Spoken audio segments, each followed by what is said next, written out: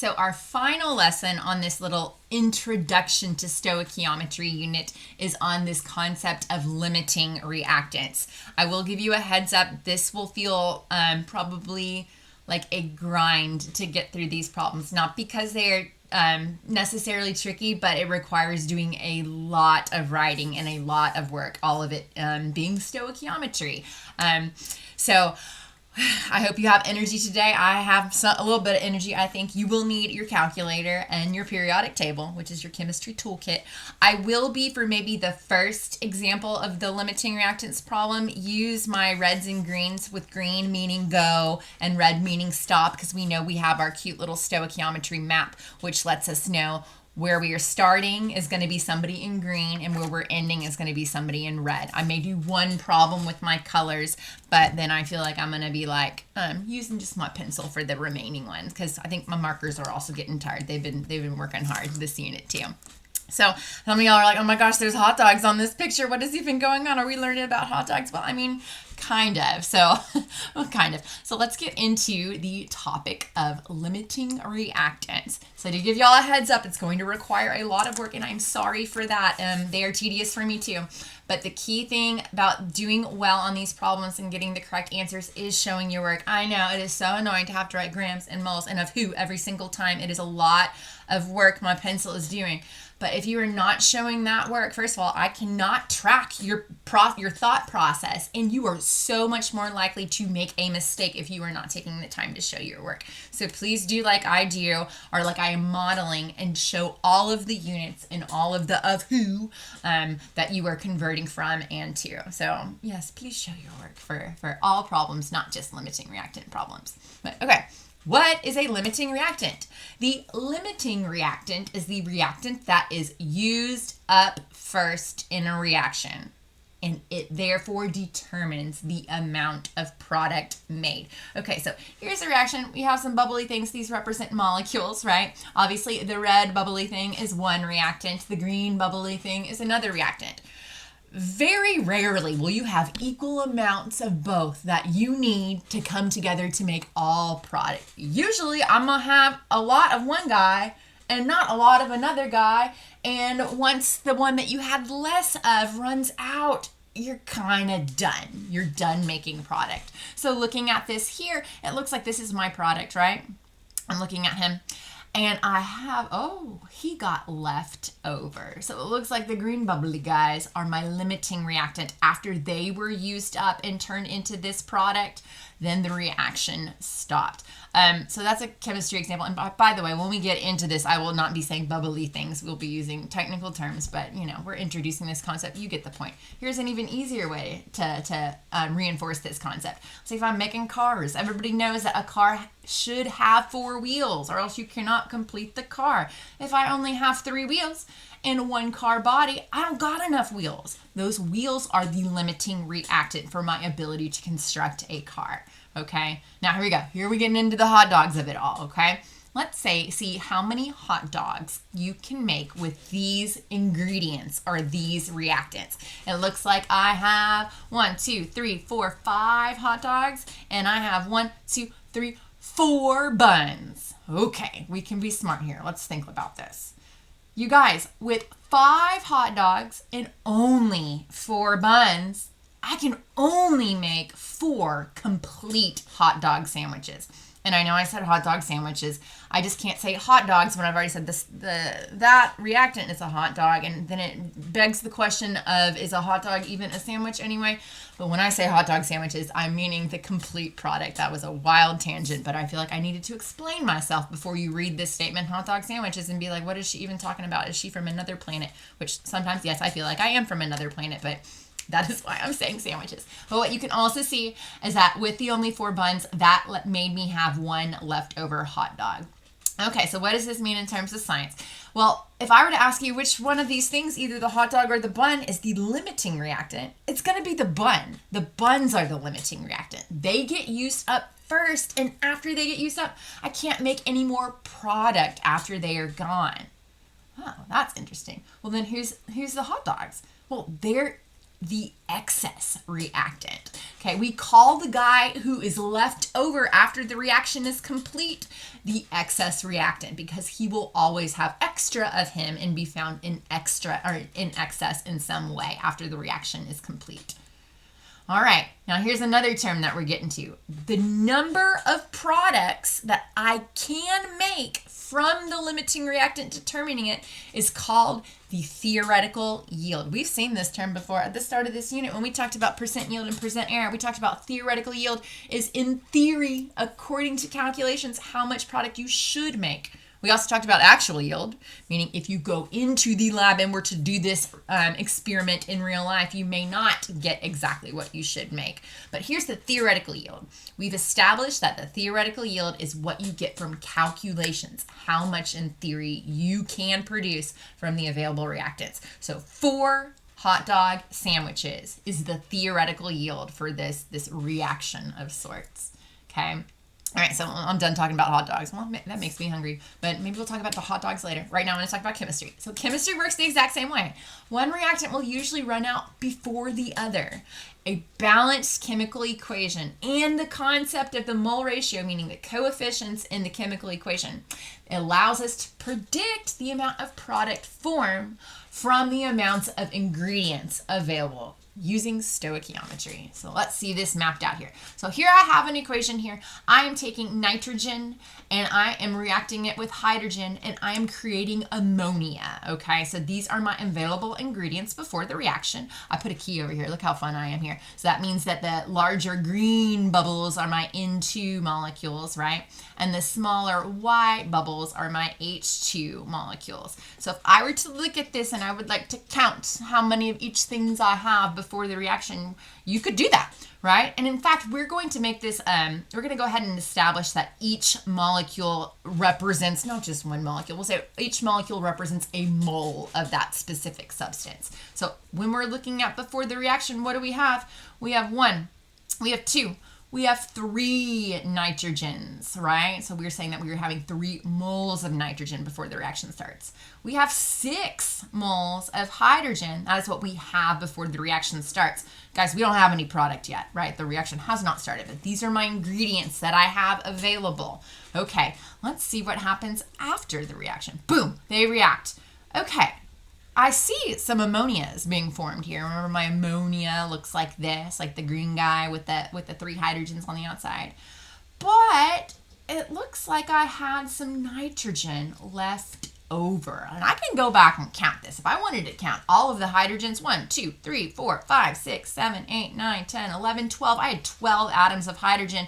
Well, all 3 of them per ammonia molecule. I only get 4 ammonia molecules. And yeah, that leaves me with some leftover nitrogen atoms in the form of the nitrogen diatomic after the reaction has been complete. Okay, that's a lot of words. Let's look at the numbers. Okay, so after my reaction, how many of the nitrogen molecules do I have? I got 1 mole of him. How many of my hydrogen molecules do I have? There are none of them to be found. Oh, 0. And then how many ammonia product do I have after the reaction? I got 4 of those. So I've gotten some information here. Let's see what we can kind of interpret from this information on the screen. I know who my limiting reactant is. It is the one who is used up completely. At the end of this reaction, I had 0 of somebody. I had 0 hydrogens. So we would say hydrogen is your limiting reactant. He limited the amount of ammonia I could produce. I could also pick out my excess reactant. It's the one who is not your limiting, by the way. But my excess reactant, the way I find him is I see that, I have some left over of him. So the reactant where after the reaction is complete, I have some left over, we're going to call him the excess reactant. So we have nitrogen as our excess reactant in this reaction. The last thing we can kind of pick out here is we can pick out our theoretical yield. Our theoretical yield is how much product we produce after the reaction is complete. With a limiting reactant problem, the limiting reactant itself, the hydrogen here, determined that I could only make 4 moles of that ammonia product. So that is your theoretical yield. So the key thing here is the limiting reactant determines how much product can be made, or that theoretical yield. Okay, so with 3 moles of nitrogen and only 6 moles of hydrogen, you can make 4 moles of ammonia. Now, here's something that's kind of sneaky here. We know that these numbers, these coefficients in the balanced chemical equation are involved in some math, right? When we calculate something from some given amount of information. We have done that before in stoichiometry. So here what makes limiting reactants require actual math work and not just us looking at the beginning numbers of 3 and 6. Because if I just look at 3 and 6, you may be thinking, oh, well, 3 is a smaller number than 6. If I got 3 nitrogens, I got 6 hydrogen. Well, clearly my nitrogen's going to run out. 3 runs out way before 6. But that is not what we found. You're like, well, how does that make any sense? How did the 6 of the hydrogens run out first before only the 3 nitrogens? It's all about the ratios of these things to each other when I'm creating the new product. So it's not as simple as it may seem. Do not think that the reactant with the smaller number to start out with is going to be your limiting one. You actually have to do the math that's required, the stoichiometry on it. You're like, oh my gosh, well, how am I supposed to do that? Well, you're going to have to do twice the amount of work. Oh, what do you mean by that? How do I even know if I have a limiting reactant problem? Well, you will know you have a limiting reactant problem if you are given starting amounts of both of your reactants, okay? We know that when we have done stoichiometry so far, I like to use my green to represent my given information. You will have 2 green things of both of the reactants. And I've got to do stoichiometry from each one to the product. From this one to the product. You will have 2 sets of train tracks. 1 for each one of your reactants. And you were like, oh my gosh, yes, they require twice the amount of steps as normal stoichiometry problems. I'm so super duper sorry, but it is, if anything, is fantastic practice of just doing the grind, doing the repetitions that's required to build up this skill of stoichiometry. So it is a good purpose. Also, it's important. Okay, so there's a lot of work finishing a limiting reactant problem and realizing you forgot to balance the equation first. Yeah, this is going to be a big ol' pain if we have not balanced our equation correctly and we have done all of that ding-dang work only for it to all be wrong because our equation is not written correctly and balanced correctly. So high stakes on these equations, you guys. So clearly that's probably the first step on how do I do a limiting reactant problem. Yes, balance the equation, identify both of your givens. You're going to convert both to moles. Then I'm going to use my mole ratio to cross over to the dotted line. And then if necessary, I'm going to go to mass by using the molar mass, okay? The reactant that gives you the smaller amount of product made is your limiting reactant. And that smaller amount of product that is formed is your theoretical yield. I know there's a lot of words on the screen, and I feel like I just need to say this quickly, but it is a lot better understood on the steps to do these problems when we actually do the practice examples here in a second. So sorry about the words. Okay. Then the reactant that gives you the larger amount of predicted product from that last step is your excess guy. Okay, now here's a sneaky thing. My honors kids, you will be asked to sometimes do this next extension step. On level kids, y'all are probably already overwhelmed. You can take a back seat for about 2 seconds. But it says, if you are then asked to determine, well, how much excess reactant is left over or is remaining, you got to do some more stoichiometry. You got to convert your limiting reactant to the excess reactant, and then figure out how much of the excess reactant you used, and then you go subtract the excess reactant needed from the previous step from the amount of lots of words here. Let's get to it, you guys. I'm very excited about this. Okay, so I'm gonna bounce on down here. Okay, now a limiting reactant problem can be any possibility of options for us on stoichiometry. So we could have some gases in there. We could have anything. Let's see what we got, in fact. So our practice problems on the back side. I'm ready to go. First things first, we know that we need to have a balanced chemical reaction. I see a chemical reaction and it is not balanced, so I will balance that first, right? Okay, it looks like I have 2 chlorines. This looks like a synthesis reaction. I have sodium and chlorine come together to make sodium chloride. I got to balance my chlorines by putting a 2 in front of my sodium chloride, and which means I need to put a 2 in front of my sodium. Balanced is done. Now I can read the problem. Okay, I'm looking for numbers in my problem, right? Numbers in my problem, numbers in my problem. But there is a number, yeah? It said sodium chloride can be prepared from the reaction of sodium metal with chlorine gas. Boom. 6.70 moles of sodium.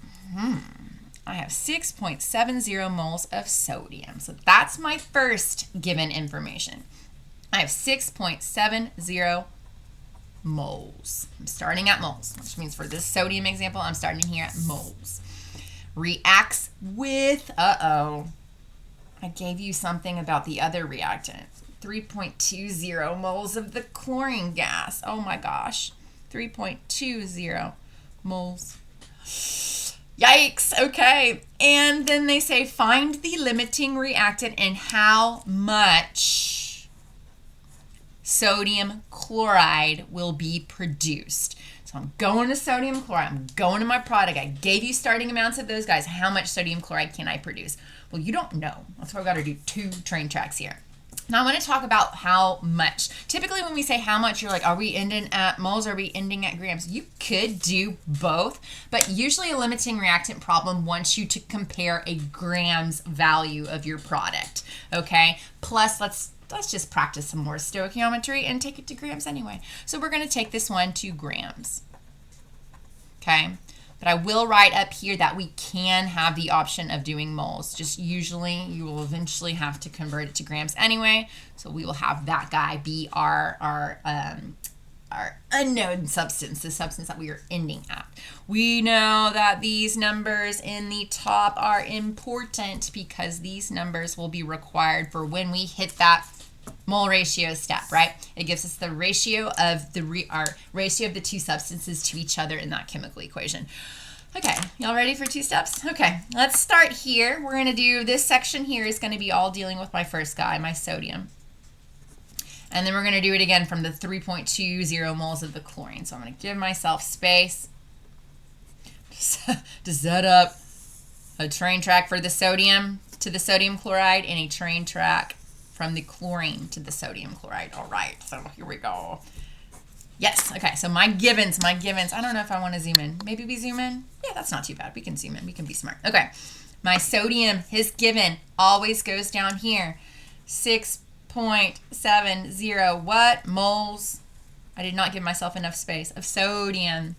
Y'all, I've already started at moles. We are super excited once we get to our givens moles because we are immediately ready for our next step to be the mole ratio step, which means coefficient times. Which 2 coefficients am I going to pick? The guy that I'm leaving, the sodium's coefficient, and the guy that I'm trying to take this to, the sodium chloride. So it is a 2-to-1 ratio, which means for every 2 moles of sodium, I will produce how many moles of the sodium chloride? That coefficient says 2, so 2 moles of sodium chloride, okay? The reason we did that is because now the moles of sodium cancel out on top and on bottom from the previous step. Okay, so we're taking this to grams, but we have now made it here. To take it to grams, I'm just going to use the molar mass of sodium chloride because we are now in red territory. And I know it looks pink. I told you my red marker is like not working. So we're using pink and calling it red. Okay, so now I'm dealing with red. The molar mass allows me to state for every 1 mole,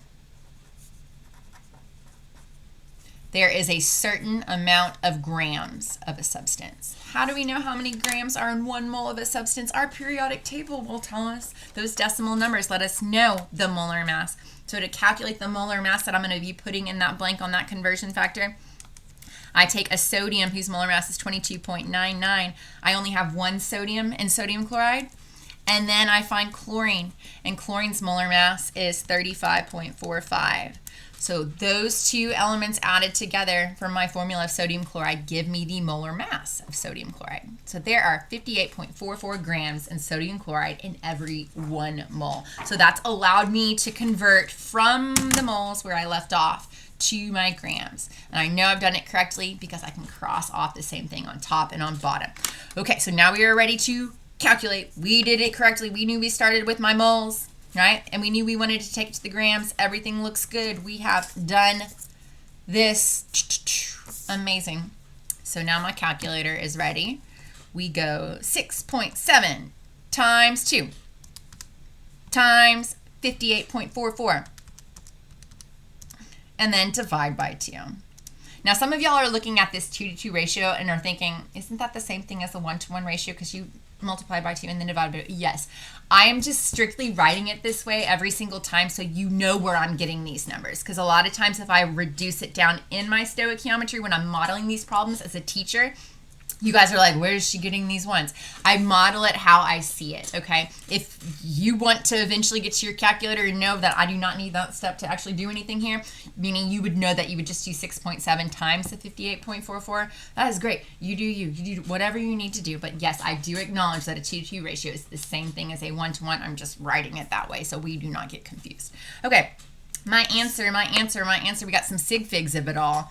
That number has 1, 2, 3 sig figs, so my answer needs 3 sig figs. So I will go 390. Got to round that last sig fig up to a 2, and the units are grams of NaCl. Now I'm not going to box it off because this could be my answer, but it also could not be my answer. So what I've got going on here is my 6.7 moles of sodium is trying to make that much sodium chloride. He's like, I have the ability to make that much. But what we got to see is if chlorine can't make quite that much, or if chlorine can make larger, okay? Because both of these guys are involved in the chemical reaction. We got to see what the other guy's going to do. Hence, 2 stoichiometry train tracks for this. But that's what sodium is trying to produce, that amount of sodium chloride. Let's see what chlorine's doing. Do the same thing, but this time going from moles of chlorine to grams of sodium chloride. So my given is now the chlorine, 3.20 moles of chlorine. Yikes, I'm running out of room. That's fine. Okay, now we're already at mole, so we're ready for our mole ratio, which is the coefficients in our balanced chemical equation, right? This one states that for every 1 mole of chlorine, I have 2 moles of sodium chloride produced. Yeah? So then that means that those units cancel out. I've made it to my sodium chloride, but we are taking it to grams of sodium chloride, so I need one more step, which is the molar mass. So here's something good. Even though limiting reactant problem, you're like, oh, so much work. When you get towards the end, since you're both taking it to the same thing, the ending step is going to be exactly the same thing as what I just did up here, right? I'm still going to be using the molar mass of sodium chloride. I just have to write it again, which is super annoying, but we can do the hard things like writing. Okay, so there's still 58.44 grams of sodium chloride in every 1 mole of sodium chloride, but that effectively will allow me to convert 2 grams of sodium chloride, which means my calculator will give me how many grams of sodium chloride chlorine is trying to make for me. So we have 3.2 times 2 times 58.44, and I don't have anything on the bottom, so I'm going to go ahead and write down this number, rounding to also 3 sig figs. I got 374 grams of sodium chloride. Okay, all right. Sodium chloride, not what is going on here. That's a wacky chlorine. That's a chlorine, you guys. Don't worry about that. Okay, so now what do I do with this information? Well, I am going to zone in on the smaller number. And in fact, I do wild things like circle it and I write smaller. Because this value is how I'm going to answer all of these questions that are coming up here. Okay, that smaller number is going to help me out. Because the first question says, well, what is the limiting reactant? You're like, that, 374. No, a reactant is a sodium or chlorine. Okay, it is not a number. A reactant is a formula, right? Well, how am I supposed to know who is the limiting reactant? Well, by definition, the limiting reactant is the one who runs out first and the one who determines how much product you will make. Sodium, it wants to make 392 hot dogs. But chlorine says, hey man, I'm going to peace out after I make 374 hot dogs. So chlorine's going to run out after he makes 374 hot dogs. Chlorine is your limiting reactant, okay? So I am going to write chlorine. Yes?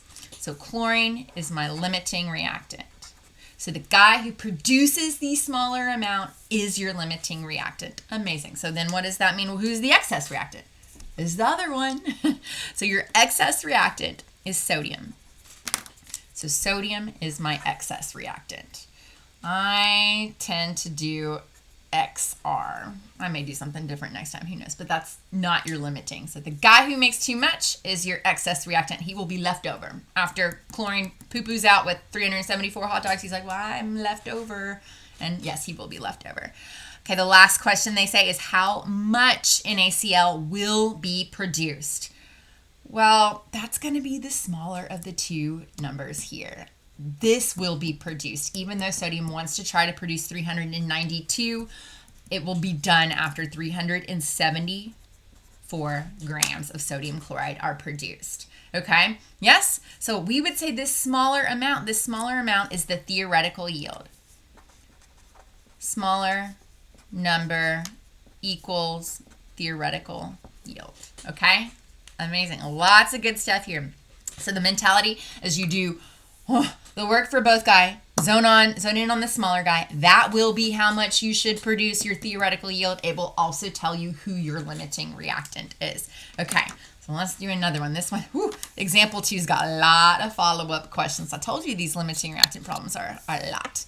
Okay, it says, well, first of all, she gave me an equation, which, oh my gosh, we are so happy for. I need to balance it first before I even want to even look at the words in the problem. To balance, it looks like all I need to do to fix the hydrogens and chlorines is to put a 2 in front of hydrochloric acid. So this looks like a single replacement reaction where I have hydrochloric acid reacting with magnesium to produce hydrogen and magnesium chloride. The magnesium kicks out hydrogen, which is why you see him single out here by himself. And then I will form a new couple between magnesium and chlorine, or magnesium chloride. Okay. So now we are ready to read what information they are giving me, which is very exciting.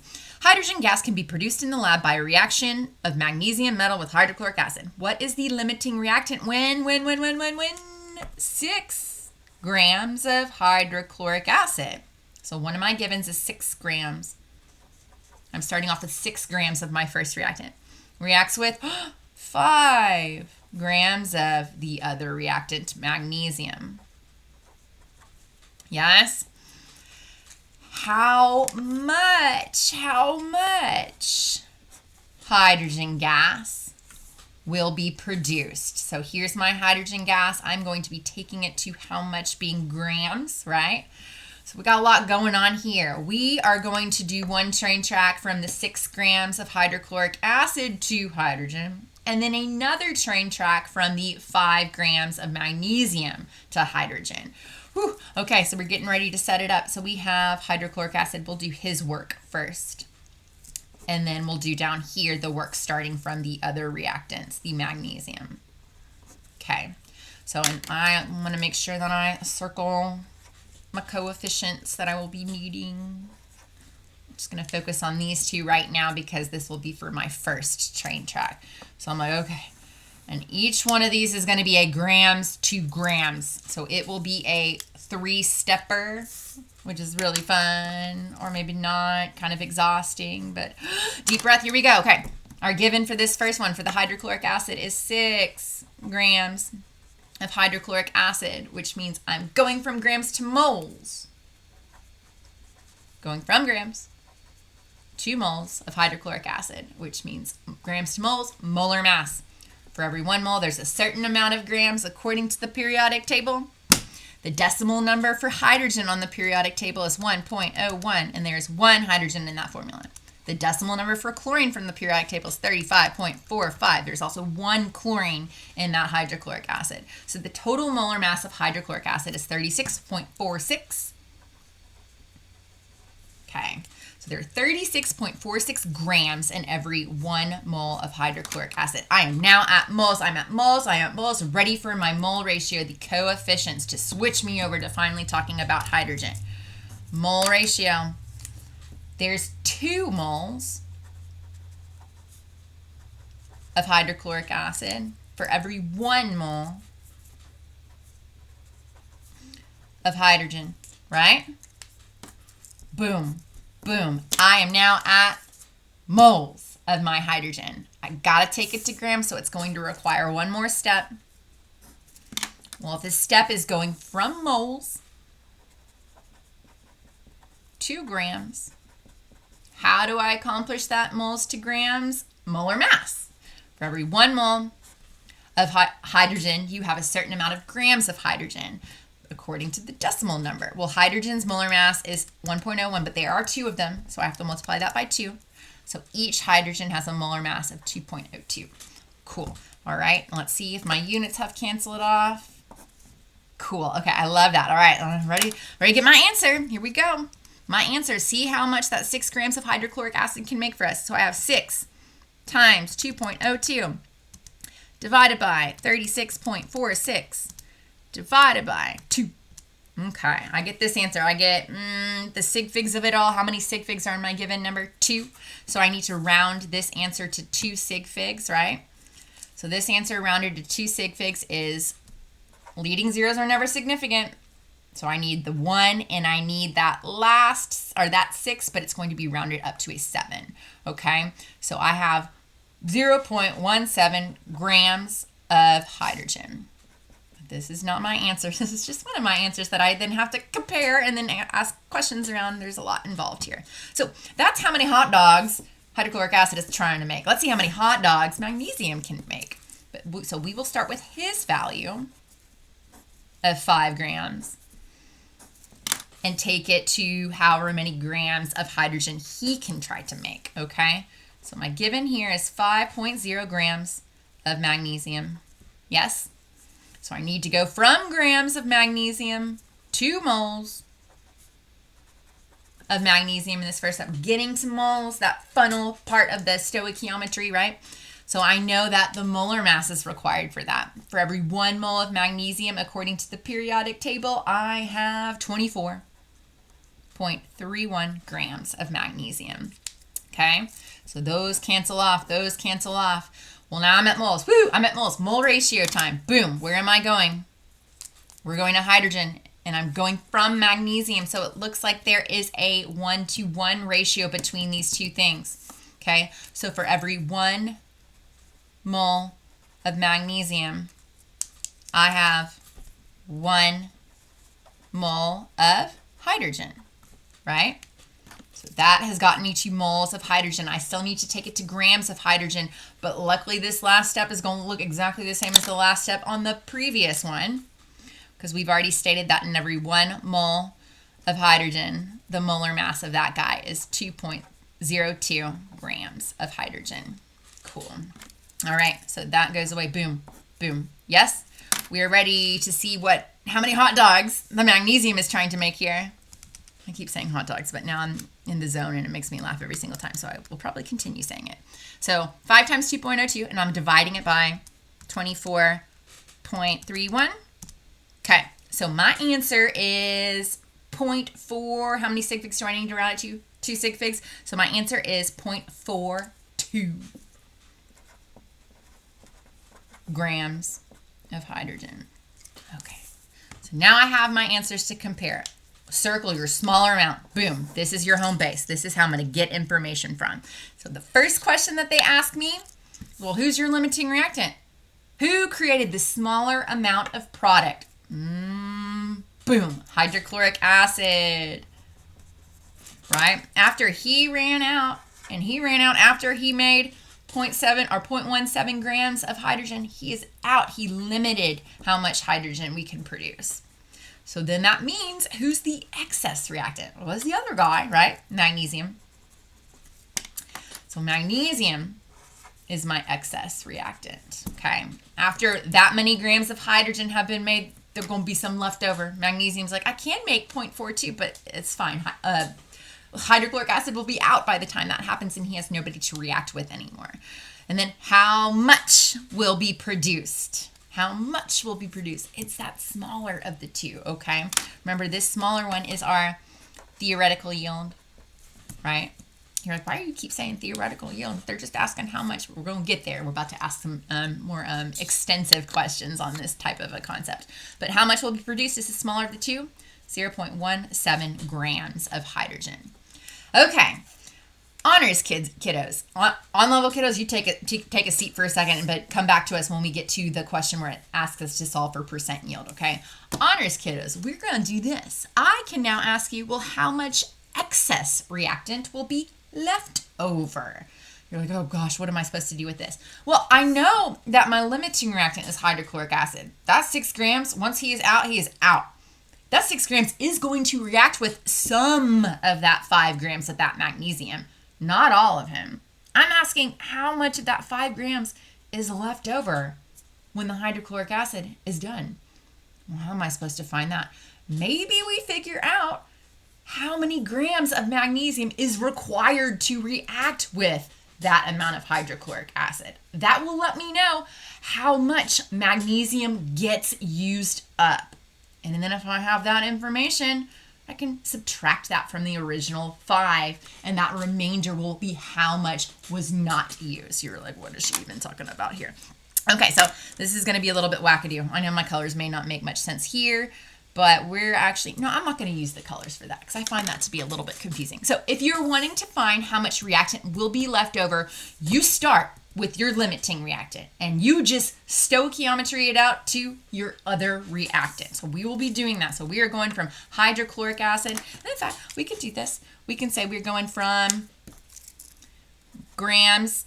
Actually, let's do this. Look how smart I'm going to try to be here. We can say we're going to go from the 6.0 grams of HCl to however many grams of magnesium. Yes, so this is our thought process here. It's still a grams to grams stoic problem, right? So it will be 3 steps. So we will give ourselves some space. So our hydrochloric acid, how much should we start off with? Limiting reactant of U, we had 6 grams of U, 6.0 grams of HCl. Okay, we're at grams. We need to take it to moles of him using the molar mass, right? Oh, y'all, we conveniently found the molar. Oh, good. Some of this stuff we are at least repeating and not having to, do from scratch every single time. So that states there's 36.46 grams of hydrochloric acid in every 1 mole of hydrochloric acid. Boom, boom. We're at moles. We're really excited. We are at mole ratio time. But what 2 coefficients are we grabbing from this mole ratio if we were going from hydrochloric acid to magnesium? These 2 numbers. This tells me there's 2 moles of hydrochloric acid for every 1 mole of magnesium. So I'm going to represent that. So there are 2 moles of HCl for every 1 mole of magnesium. So if I were using colors, which I chose not to do, I wanted to keep this good with the red being representing that hydrogen, that product. If we were doing colors, this is where I would switch colors to where I would use a different color for magnesium, right? Okay, so now I'm at moles of magnesium. I needed to take it to grams. I should have specified grams of magnesium, right? So I go moles, the molar mass time. So for every 1 mole of magnesium, there's a certain amount of grams. On my periodic table, it said there is 24.31 grams of magnesium in every 1 mole, which y'all, we also wrote that information up here. Look at this. We are just rewriting information we have already done with our brain. So that is not terrible, even though this is a lot of writing. Okay, so we're ready to calculate. We did that. So we went from the limiting reactant to the excess to start answering this question. So we have 6 times 24.31, and then we are dividing it by, 36.46, and then dividing it by 2. Okay, so my answer is 2. Sig figs, 2 sig figs. So 2 sig figs over here, I have 2.0 grams of magnesium. And you were like, okay, so what does that number mean? Let's be smart and think here.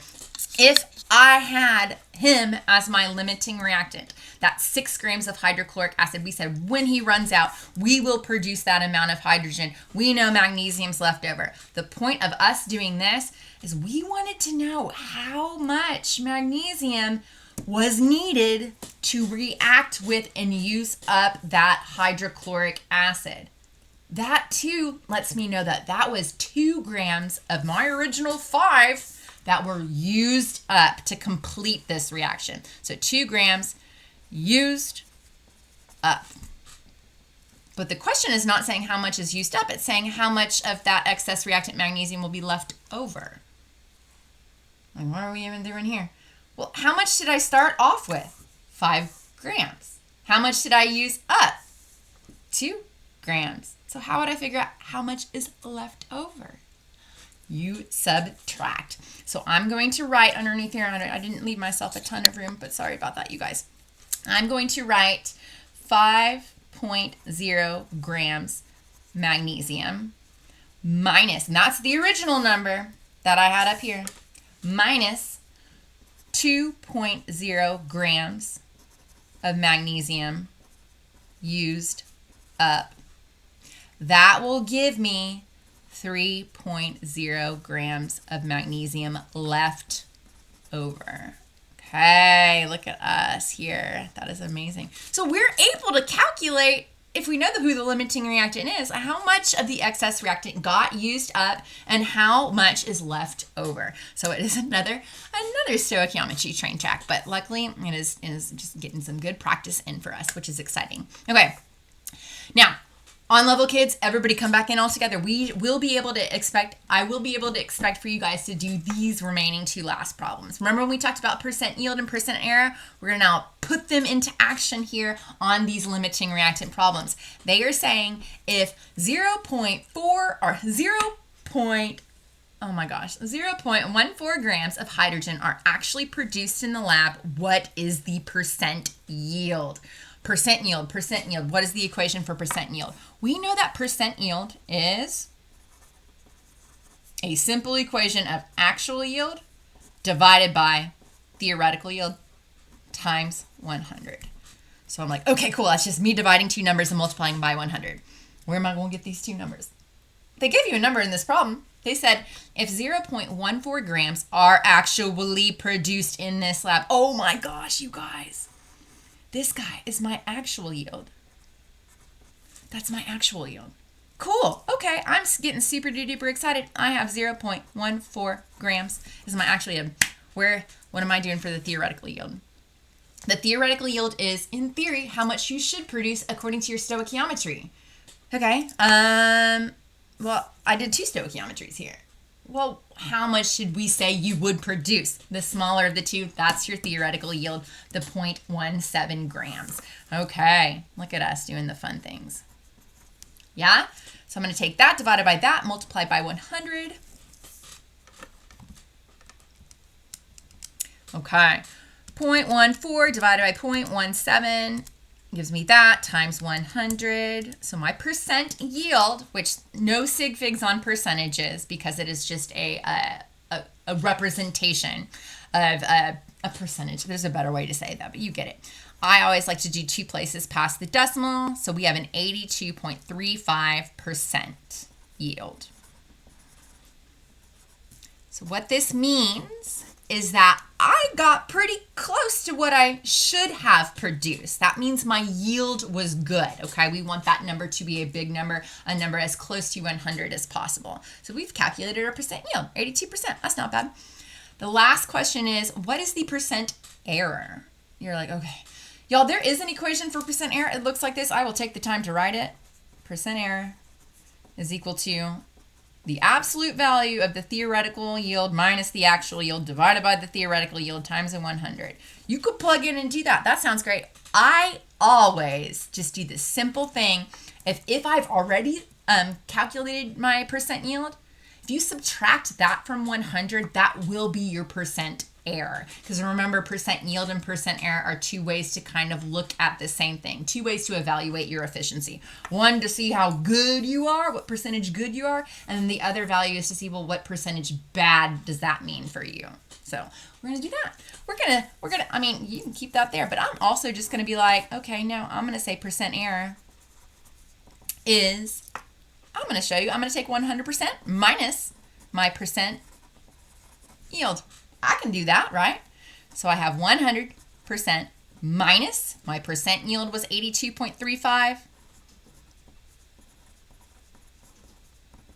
This will give me my percent error, right?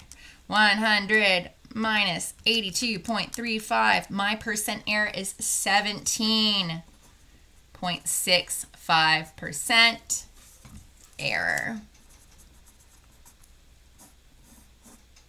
Yes. So once again, those two values, they will add up to 100. You will get this same value if you want to do the legit percent area equation, but I'm like, that is a lot of more numbers for me to have to do than just simply subtracting something from 100. So this is absolutely an option of how you could prove your work on solving for percent error. I would absolutely allow that. So oh my goodness, this limiting reactant stuff is a lot going on here. Like, what is even going on here? But it is super important because in chemistry, we're not always going to provide the exact amounts of both things to make the exact amount of complete product. Okay, pretty much all the time, you're going to have somebody in a larger amount and somebody who runs out. So the theme here is my limiting reactant is the one who runs out first. And we know he runs out first because he produces the smaller estimated amount of product, right? That estimated amount of product is how much product that you will produce. Your excess reactant is the other guy, but he's the one who produces or is attempting to produce more than what your limiting reactant is. So it's all about doing 2 steps to train tracks, zoning in on that small number right there. That's your theoretical yield. The guy who made him is your limiting reactant, and the other guy who did not make that small number is your excess reactant. Chemistry is just like making hot dogs, you guys, except there's a lot more math than, I guess, making hot dogs.